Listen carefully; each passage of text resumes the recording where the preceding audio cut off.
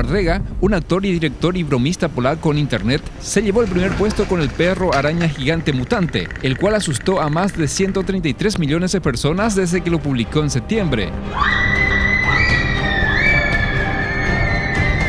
El video de Wardega grabó a personas en situaciones cotidianas en las que suelta a Chica, un perro que de otra forma sería tierno, disfrazado con un traje que le añaden al perro 8 gigantes y espeluznantes patas de araña.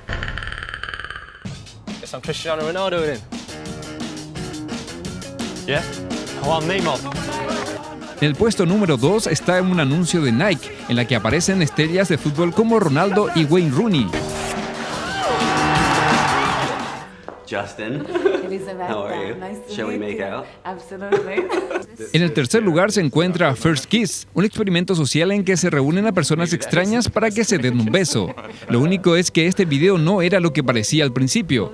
Fue encargado por Rain Studio, una pequeña empresa de ropa, para presentar una nueva línea de ropa. Casi todos estos incómodos extraños eran, en realidad, modelos. El video tiene más de 94 millones de visitas.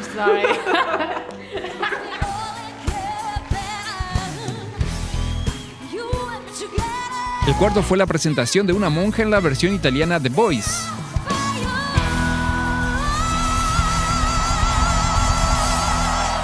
What's up guys, Lou here, back with El quinto lugar lo ocupa el video que generó 1 millón de publicaciones en blogs de tecnología, la prueba para determinar si es posible doblar el iPhone 6 Plus. El video publicado en septiembre, el cual ha acumulado más de 59 millones de visitas, muestra cómo el presentador, Lewis Hildenherr, dobla uno de los teléfonos de aluminio con sus manos.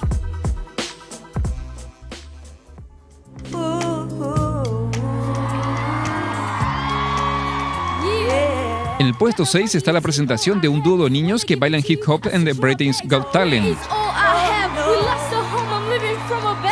Yo, Mr. Bully, help me please, I'm flesh and blood, accept me please. Hey, Mr. Bully, I don't know what to do, my money can't.